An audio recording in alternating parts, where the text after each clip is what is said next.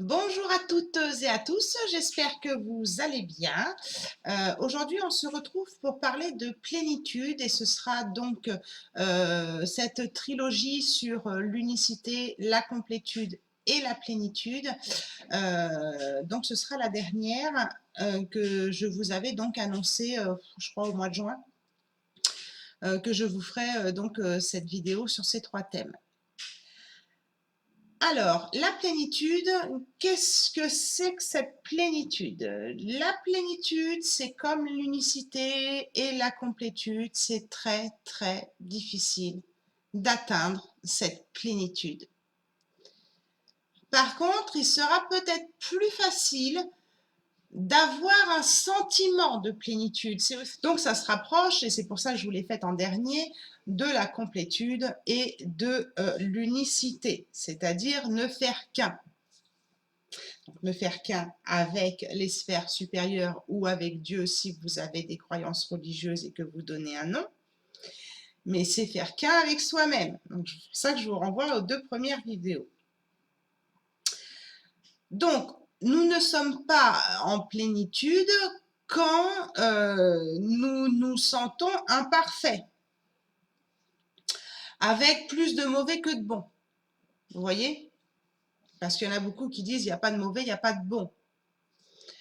Oui, mais nous, on a tendance, en tant qu'être humain, dans un monde de dualité, même si on travaille sur cette unicité et tout ce que je vous ai dit dans les vidéos précédentes, eh bien, on a tendance à s'auto-juger, bah, ça c'est pas bien, ça c'est pas cool ce que je suis, j'accepte pas qu'il y ait ce mauvais qui est en moi, j'accepte pas ce qu'on me dit quand on me dit ça c'est pas bien ce que tu fais. Enfin voilà, c'est s'auto-juger et écouter le jugement des autres. Et du coup, on se sent imparfait parce que on se focalise trop sur nos imperfections, c'est-à-dire sur le mauvais entre guillemets qu'il y a en nous que sur le bon. Donc à ce moment-là, on n'est pas du tout dans la complétude, dans la plénitude, pardon. Quand on a un manque de plénitude, et ça je vous l'ai souvent dit dans des directs, quand j'étais avec vous sur des directs de flammes jumelles ou même dans des tirages, je vous l'ai souvent dit aussi, la plénitude, ça vient du mot plein. Donc forcément, quand vous n'êtes pas dans la plénitude, vous avez ce sentiment de vide intérieur.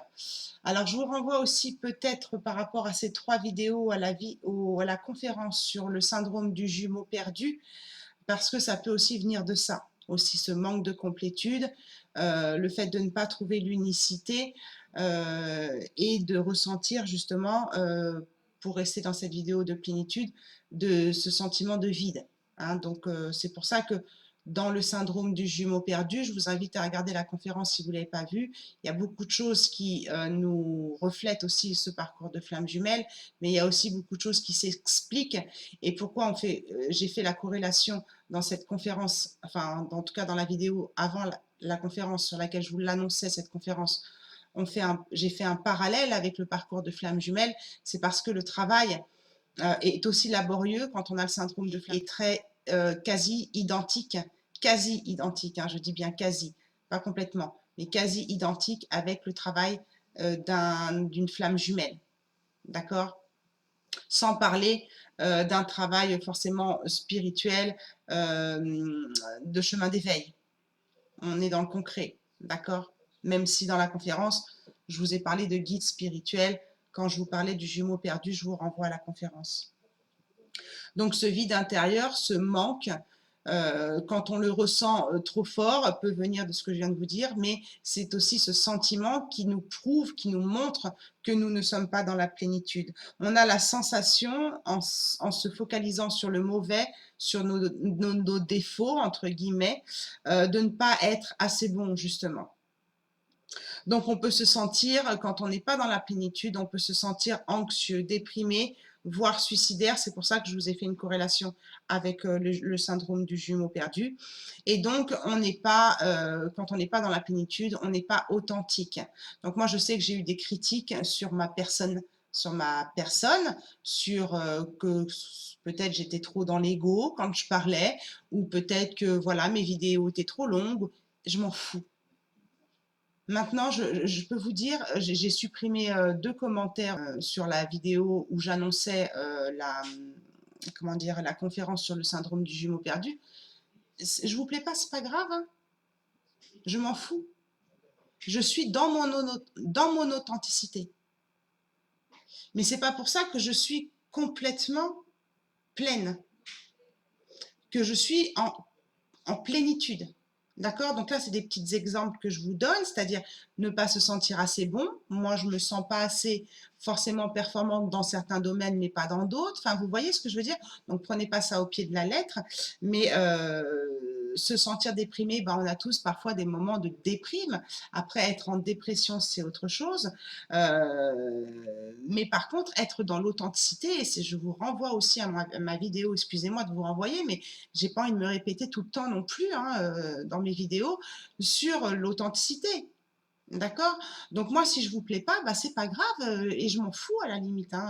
Vous mettez un commentaire, bah, maintenant je le supprime et puis c'est tout. Et il m'a fait mal quelque part ce commentaire et je me suis remis en question. Je me suis dit, mais en fait, tu t'en fous parce que là, tu es en train de te descendre tes énergies et alors que toi, tu as tout simplement été dans l'authenticité. Et si la personne, elle a cru que tu étais dans ton ego, lâche l'affaire et décroche. Et j'ai mis un peu de temps à décrocher de ce commentaire et je l'ai supprimé pour éviter d'être justement non pas dans mon authenticité et d'être dans un ego alors que je ne l'étais pas lors de la vidéo. Voilà.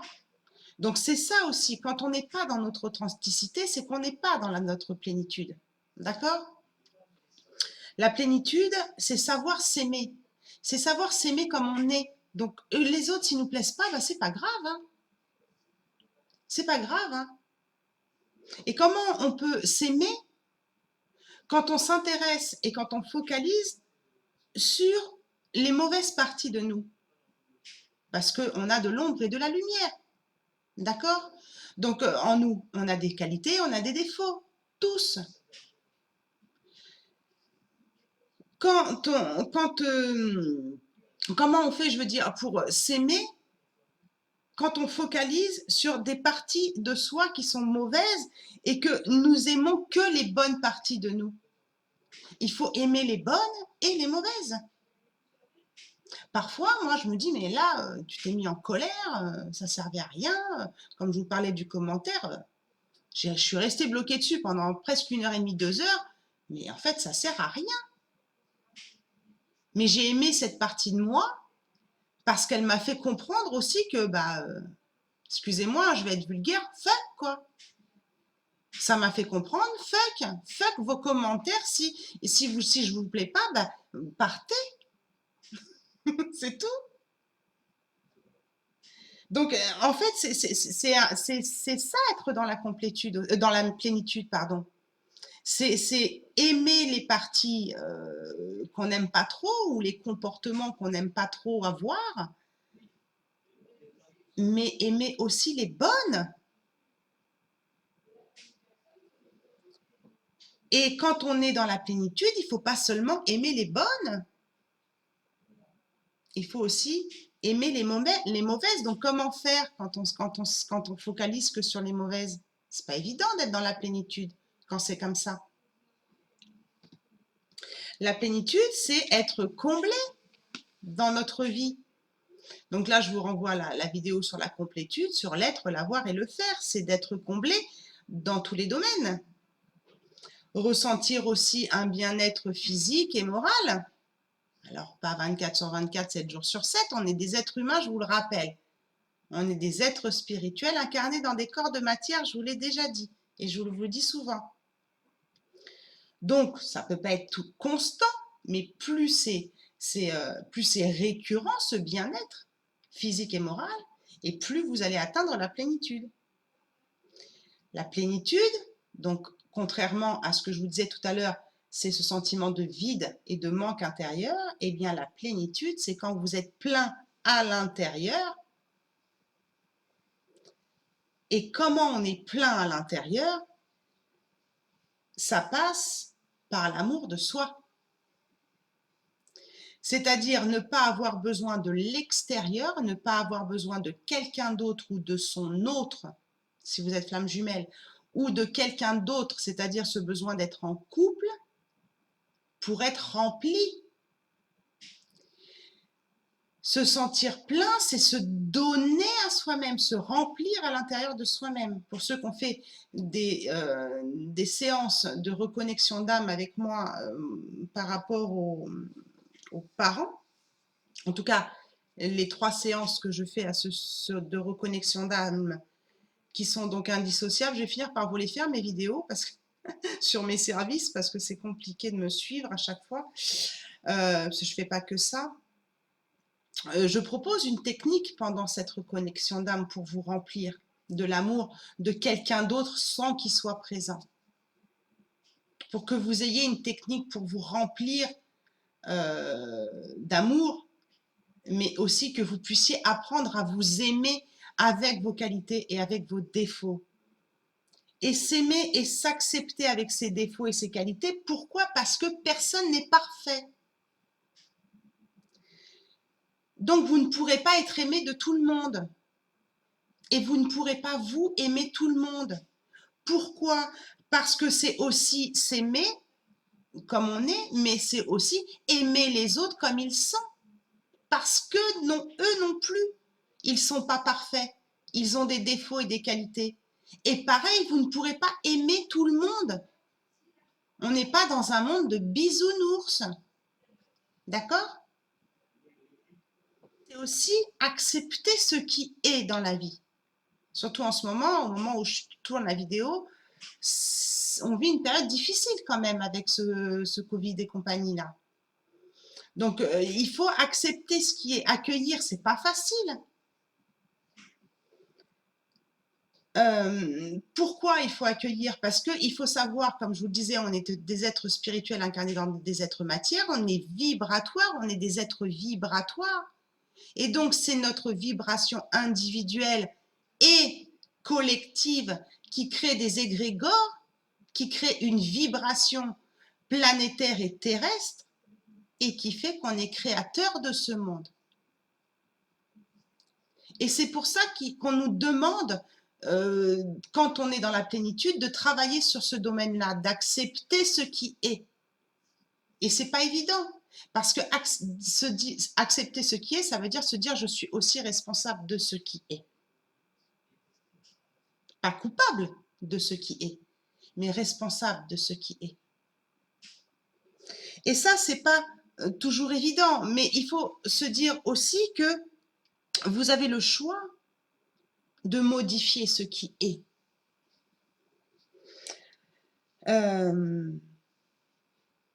Ça, je vous en ai parlé aussi dans la vidéo sur la 5D, sur la 3D à la 5D. Vous avez le choix de modifier ce qui est et vous avez aussi le choix de modifier ce qui vous entoure. C'est-à-dire ce qui ne vibre plus avec vous. Modifier ce qui est, ça veut dire, bah voilà, pour vous donner un exemple basique, hein, je vais vous donner l'exemple de ma fille, comme ça je heurterai personne sur YouTube. Voilà, ma fille, elle a fait le choix, pour l'instant, d'arrêter son métier d'assistante à domicile, point barre. Elle fait des missions d'intérim, elle a travaillé en boulangerie dernièrement, elle avait une mission, voilà, et puis c'est tout, c'est son choix. Et puis il y a des personnes qui vont faire le choix de se faire vacciner pour continuer leur métier. C'est un choix, et il n'y a pas de mauvais ou de bon choix. C'est votre choix, mais vous avez le choix de modifier ou pas ce qui est et ce qui vous entoure.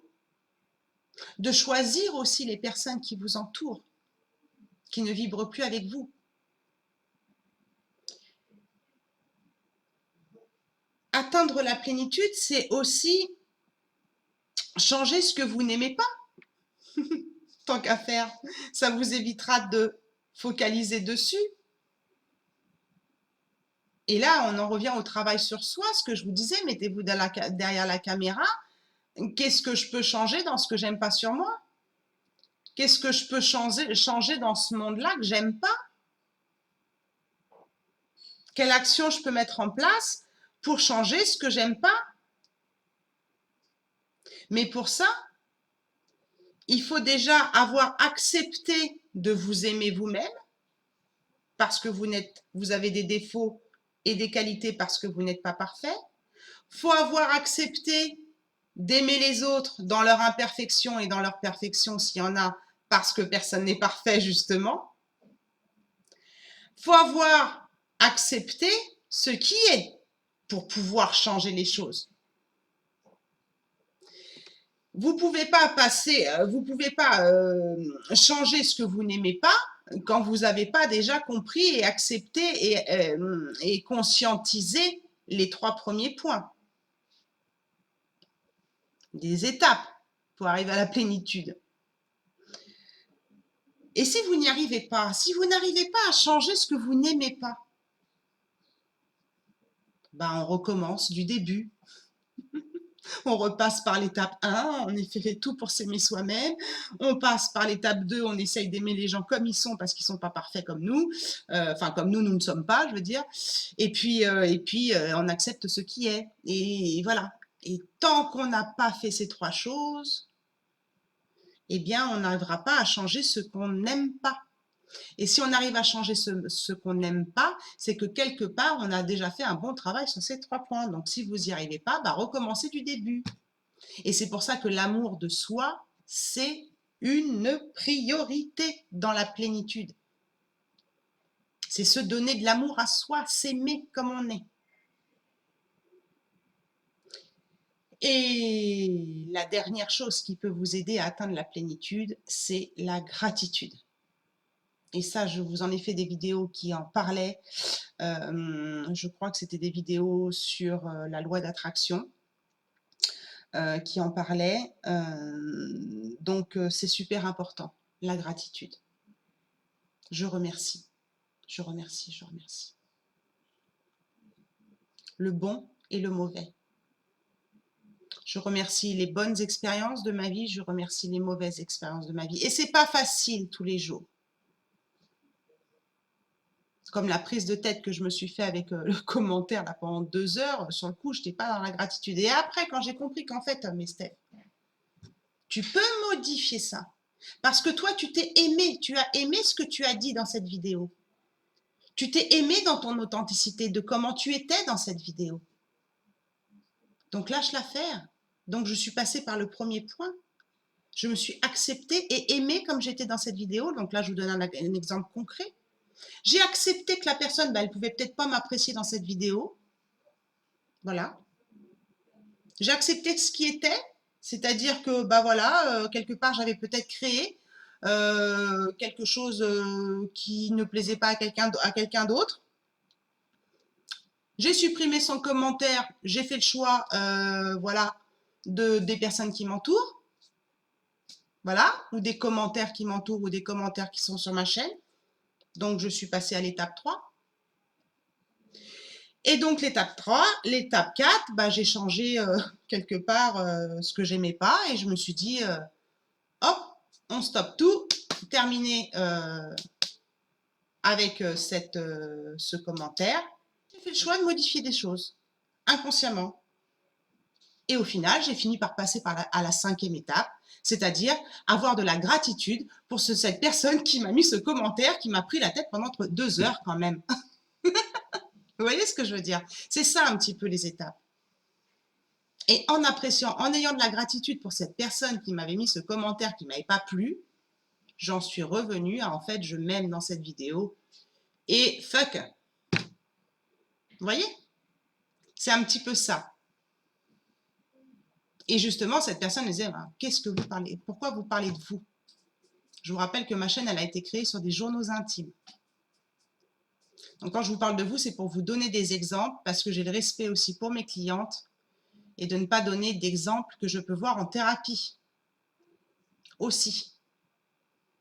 Et c'est pour ça aussi que je me sers de mon expérience pour faire de mes vidéos. Pourquoi? Parce que je suis dans mon authenticité. Et si ça ne vous plaît pas, c'est pareil. J'avais fait il y a très longtemps, je ne sais pas si elle y est encore d'ailleurs sur ma chaîne. Si je vous gêne, bah c'est la même. Si je vous gêne, bah c'est la même. bien, c'est ça en fait. La plénitude, c'est ça. Aimez-vous d'abord. Et donc, je vous répète, il y a 5 étapes. S'aimer avec ses imperfections. Aimer les autres avec leurs imperfections. Accepter ce qui est en acceptant que vous êtes créateur et responsable de ce qui se passe. Que vous avez le choix de modifier ceux qui vous entourent, ceux, CE et ceux, CEUX, donc les personnes aussi. Changez si vous pouvez. Si vous ne pouvez pas, vous repassez à l'étape 1, 2, 3 et ayez de la gratitude. Voilà, il y a 5 étapes pour atteindre la plénitude. Je vous souhaite beaucoup d'amour pour vous. Je vous en envoie aussi si ça peut vous aider à vous remplir, mais ce sera que ce qui fera déborder, en fait, déborder l'amour. Ce que moi je vous envoie, ça fera déborder ce que vous êtes donné déjà à vous. D'accord? Mais ça coûte rien de vous en envoyer, ça coûte rien d'en recevoir. Ça fait toujours plaisir. Donc je vous envoie plein d'amour pour vous remplir encore plus, que vous débordiez d'amour, que vous puissiez vibrer autre chose, pour qu'on puisse vibrer un égrégore d'amour et que ça change cet égrégore planétaire parce que nous sommes aussi responsables de ce qui se passe aujourd'hui sur la planète. Voilà, je vous fais plein de gros bisous d'amour. Je vous dis à très bientôt pour une prochaine vidéo et en attendant, n'oubliez pas que la personne la plus importante, c'est vous. Je vous embrasse très fort. Ciao, ciao.